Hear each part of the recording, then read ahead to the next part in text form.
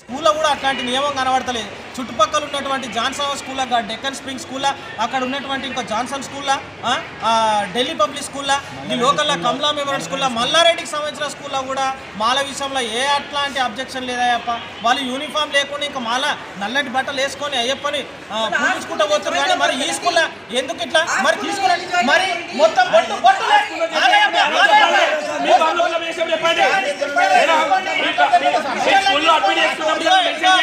Ayyappa